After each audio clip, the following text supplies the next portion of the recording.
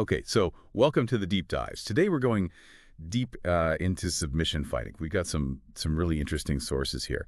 And I think it'd be really cool for the listeners to, get a good understanding of the core techniques for attack and defense in unarmed combat. So how do you think about that? How do you approach that without getting completely lost in the weeds and the details? Yeah. I mean, you're right. There are so many different moves and techniques out there. It can be super overwhelming to try to learn them all. Right. So the Fighter's Notebook, which we'll be talking about a lot today, what I really liked about it was its structure, like its structured approach to learning. It breaks everything down by position, whether you're standing or on the ground. And for each position, it shows you very clearly how to attack from that position and then immediately how to defend against those attacks. So I think that's super helpful for people trying to understand, the fundamentals of submission fighting. Yeah, yeah. So you're talking about positions like standing up, side control, mount, back mount, and guard. Yeah, Right. exactly. Those are the core positions that the manual covers. Right. And it goes really in depth into each one.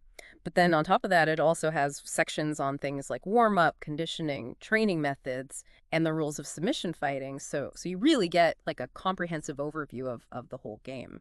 That's really cool. So just for everyone listening out there, we want to kind of unpack that systematic approach and highlight the key concepts of submission fighting.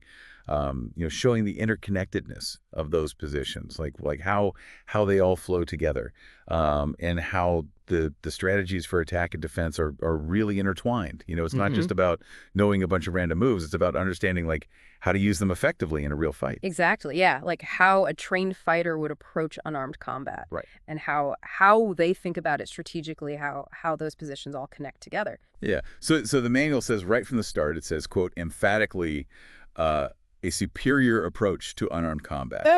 So what do you think they mean by that? Why do they think this structured understanding is so important? That's a great question. I think what they're getting at there is the importance of breaking a fight down into these fundamental positions. Right. It's like learning the different rooms in a house. Each room has its own features and it requires a different approach. I like that. That's a good analogy. So by systematically addressing both attack and defense in each of these key rooms, right? Like stand up, side control, mount, and so on, you're developing this comprehensive framework, this mental blueprint for how to fight that goes beyond just memorizing a bunch of individual techniques. It's about understanding like where you are in relation to your opponent and what opportunities and threats that position presents and what your options are, both offensively and defensively. Right. So it's like having a mental map of the fight and knowing how to navigate it effectively. Exactly. Yeah. So how does the manual actually do that? How does it actually guide someone through that learning process? Well, like we said, it's organized by position. So you have stand-up, side control, mount, back mount, guard. Right. And for each of these positions, there's a section on attack and then a section on defense. So it's very systematic. Section A is attack from stand-up. Section B is defense against stand-up. And then it goes C and D for side control, E and F for mount, and so on. Okay. So you're always learning both sides of the equation, what to do when you're on the attack and what to do when you're defending. Right. Like both sides of the conversation, how to initiate and how to respond. Yeah, exactly. And then beyond those core position sections, there's also Section K on warm-up, conditioning and training, which is super important, and then Section L on the rules of submission fighting. So it's really comprehensive. It's not just about the techniques themselves. It's about like the whole context of the fight and how to prepare for it. Yeah, totally. I think the way they include that really emphasizes that, technique is just one part of the puzzle. Right. You also need the physical preparation. Right. And you need to understand the rules, whether you're competing or applying these principles in a self-defense scenario. Yeah, that makes sense. So what about like the general principles? Like how does the manual tell you to actually use it? Well, I think it's really important to note that the manual is very transparent about its limitations. It explicitly states that it's not intended as a complete fighting system. Right. Right. It's more like a rational, comprehensive survey of the basics used in realistic fighting. Oh, yeah. So it's laying the foundation. It's not building the whole house. Right. So it's like a blueprint. It's not Yeah. it's not the actual building. Exactly. Right. Yeah. And to truly integrate these basics, the manual stresses the importance of of practical application, so sparring with skilled training partners Right. under supervision, of course, and that's where you really start to feel those techniques become natural, and you start to adapt them to different situations. Right. Right. You get a feel for how it actually works in a real situation. Well, yeah. And it also emphasizes a lot the importance of finding a good instructor. Oh, yeah. It's very direct about that. It cautions against relying solely on the manual. Yeah. It says learning from a book is extremely difficult. Yeah. And they recommend finding a competent instructor who can provide, personalized feedback, guide your progress. And they even give this little warning that says, if an instructor appears too good to be true, they probably are. Right. Yeah. So, do your research. That's good advice. That's good advice for anything, really. Yeah. So beyond just the techniques, what other essential elements does it emphasize? Well, physical conditioning is huge. The manual stresses the need for overall physical preparedness, strength, cardiovascular endurance, and interestingly, neck flexibility. Oh, okay. Which, makes sense. If your neck's not strong and flexible, you're going to be really vulnerable to chokes and neck cranks. Right. So that's a really important point that they highlight. And they also advise starting with the basics, getting a solid understanding of the fundamental positions before moving on to more complex submissions and transitions. Right. So build a strong foundation before you try to get too fancy too quickly. Exactly. Yeah. Right. Okay. That makes sense. So let's jump into some of the specifics now. Yeah. The manual starts with attack from stand-up. That's section A. What are some of the key techniques that are covered in that initial phase of the fight? So section A is really all about how to initiate a ground fight. Most fights start standing up. Right. So you need to know how to get your opponent to the ground where submission holds become more effective. So they cover takedowns, clinching, and even some basic striking. Oh, okay. Striking. So that's interesting. A lot of people might think, submission fighting is all about grappling, but you're saying they actually include striking techniques as well. Yeah, and I think that's really smart because, a real fight is unpredictable. You can't always just, grab your opponent and take them down. Sometimes you might need to strike them to create an opening or to defend yourselves. Right. To set up your takedowns. Yeah. So they talk about the importance of a stable stance and the balance between speed and power in your strikes. They even categorize striking by distance, long range, medium range, and close range. Okay, that's cool. That's more detailed than I expected. Yeah. And then as far as takedowns go, like how do they break that down? So takedowns are organized by the initial distance between the fighters and the grips that are established. Okay. So they start with takedowns from outside, like single and double leg takedowns where you're trying to get under your opponent's center of gravity. Okay. And then they move to takedowns from the high tie-up where you have a grip on their head and neck and you can do various throws or even a guillotine choke from there. Okay. And then finally, takedowns from the low tie-up, which are typically, leg sweeps and things like that. Okay. So it's a very, very comprehensive approach to takedowns. Right. So they're giving you a lot of different options depending on the initial setup, basically. Exactly. Yeah. I also noticed in the outline that it mentions hand protection during striking. Mm-hmm. I thought that was an interesting little detail. Like why would they include that? Well, I think it just shows that they really understand the realities of fighting. Your knuckles are vulnerable, and if you're not careful, you can easily injure them when you're striking. So they emphasize the importance of proper hand wrapping techniques, using medical tape and gauze Oh, okay. to support and protect your hands. Right. So it's not just about knowing the moves. It's about the practical details of how to do it safely and effectively. Exactly. Yeah. Okay. Yeah. That makes sense. So we've talked about attack from stand-up. Now let's talk about defense. So section B is defense against stand-up. Yeah. What are some of the key strategies that they emphasize there? So the main strategy is avoiding attacks altogether. Distance management, head movement, footwork, blocking, and shelling up. Okay. Those are all really important. And they start by emphasizing the importance of physical conditioning. If you're in good shape, you're going to be better able to absorb impact. Right. You're going to be more agile, more resilient. So that's the foundation. Yeah. And then it's about not being there when the punch comes, right? Right. So distance management is key. Staying outside your opponent's striking range. Head movement is important for evading punches. footwork is important for staying mobile and maintaining your position. Right. And then blocking and shelling up are your last line of defense. If a strike is coming in and you can't avoid it, you need to be able to protect yourself. Right. So it's like a layered defense. You start with the outermost layer, which is distance management and movement, and then you work your way in. If they get past that, then you've got your blocking and your shelling up. Exactly. Yeah, it's like a multi-layered approach to defense. Right. And then what about takedown defense? How do they address that? So they talk about sprawling, Right. which is a fundamental technique for defending against leg takedowns. Okay. Basically, you're extending your legs back and down while driving your hips into your opponent to prevent them from getting a good grip on your legs. And they also talk about guard recovery. So if you do get taken down, you need to know how to get back to your guard, which is a defensive position where you're on your back with your legs wrapped around your opponent. Right.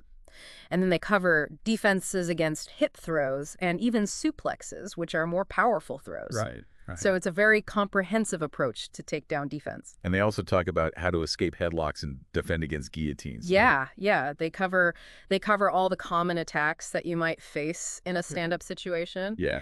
And they make this really important point that, the greatest offensive attack on Earth is useless if you are KO'd. Yeah, that's a good point. Yeah. You can't submit somebody if you're unconscious. Exactly. So Yeah. defense is absolutely essential. Right. So now that we've covered the stand-up phase of the fight, let's move on to the ground game. So Section C is attack from the side. What are the first crucial steps in establishing control from side control? So they start by outlining several key variations of the side control position. Okay. So you have scarf hold, karagatame, basic side control, cross body, four corner, knee on stomach. These are all different ways of pinning and controlling your opponent from their side Okay. and limiting their movement while also creating opportunities for your own attacks. Okay. So it's like a foundation. Like you get to side control, and then from there you can branch out into all these different variations. Exactly. Yeah. Side control is a really powerful position. Right. Because it gives you a lot of options. Yeah. You can attack, you can transition to other positions, you can just hold them down and tire them out. So once you've established one of those variations of side control, what's the next step? Well, the manual emphasizes the importance of transitioning between the different side control variations. So you might start in scarf hold, but then you might circle around to a better angle and switch to crossbody, or you might want to put more pressure on them and switch to knee on stomach. Wow. So it's about being dynamic, not just staying in one static position. Right. It's not just about like holding them down. It's about like actively trying to improve your position and create opportunities. Exactly. And what kind of submissions can you get from side control? Oh, there are a lot of submissions you can get from side control. Chokes, arm bars, key locks. The manual provides specific examples for each side control variation. Okay. So like from modified scarf hold, you can do a neck crank, an arm bar targeting the leg, or a key lock, also on the leg. Okay. From cross-side control, you can do a choke, a far low coil arm lock, or a far straight arm bar. Yeah. So you have a lot of options depending on how you're controlling them. Right. And all of those submissions are targeting different parts of the body, right? So you've got attacks that are going for the neck, for the arm, for the leg, for the shoulder. Exactly. Yeah, it's a very well-rounded position for attacking. Right. Okay, cool. So now the outline mentions part 4, which is getting mount, and it says that this builds on side control. So why is getting mount such a big deal in submission fighting? So mount is a really dominant position. Okay. Because you're on top of your opponent, your legs are straddling their hips, and you have a lot of leverage.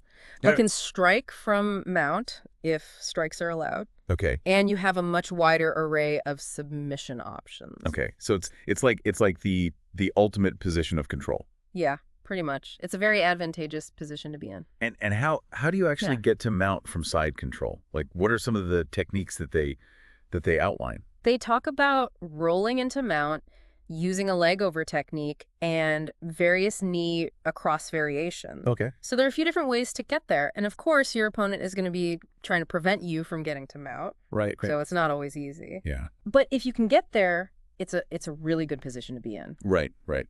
Okay, so now the outline mentions part V, which is submission from the side, and it talks about attacking your opponent's defense to mount. So what does that mean? So this section is about taking advantage of your opponent's reactions. Yeah, okay. When you're trying to get to mount, they're going to be defending. Right. And sometimes those defensive reactions can actually create openings for other submissions. Okay. So it's like they're so focused on stopping you from getting to mount that they leave other parts of their body vulnerable. Exactly. Yeah. So they talk about attacks that target the ankle, the knee, and the hip. Okay. So if your opponent raises their knee or knee to block you from getting to mount, you can attack that knee with a heel hook, Okay. or you can attack the ankle with a toe hold, Okay. or the hip with a hip lock. Right. So you're basically using their defense against them. Right, right. It's like a chess game, you know. You make a move, they respond, and then you have to anticipate their response and have a counter for it. Yeah, exactly. It's a very dynamic and strategic game. Cool, cool. Right. So now the outline also mentions finishes from scarf hold and cross side, which are two specific variations of side control that we talked about earlier. Yeah. So what makes these positions so good for finishing fights? Well, both scarf hold and cross side give you a lot of control over your opponent's body. Okay. So you can isolate their limbs and generate a lot of leverage. Right. So they talk about finishes from scarf hold, like a neck crank, an arm bar on the leg, and a key lock on the leg. Okay. And from cross side, they talk about a choke, a far low coil arm lock, and a far straight arm bar. So again, you have a lot of options depending on how you're controlling them. Right, right. So it's like each position gives you a different set of tools, Mm-hmm. and you have to know how to use those tools effectively. Exactly. Yeah. Right. Cool. Well, I think we covered a lot of ground here. This has been a really interesting deep dive into the fighter's notebook, and it's really clear to me how much detail and thought has gone into this manual. And I think it really highlights that structured and strategic approach to unarmed combat that they talk about so much. Yeah, absolutely. We've seen how they emphasize building a strong foundation, understanding those fundamental positions, both offensively and defensively, and the interconnectedness of all these different positions, how you can flow from one to another, and how even defensive reactions can create openings for attack. Right, right.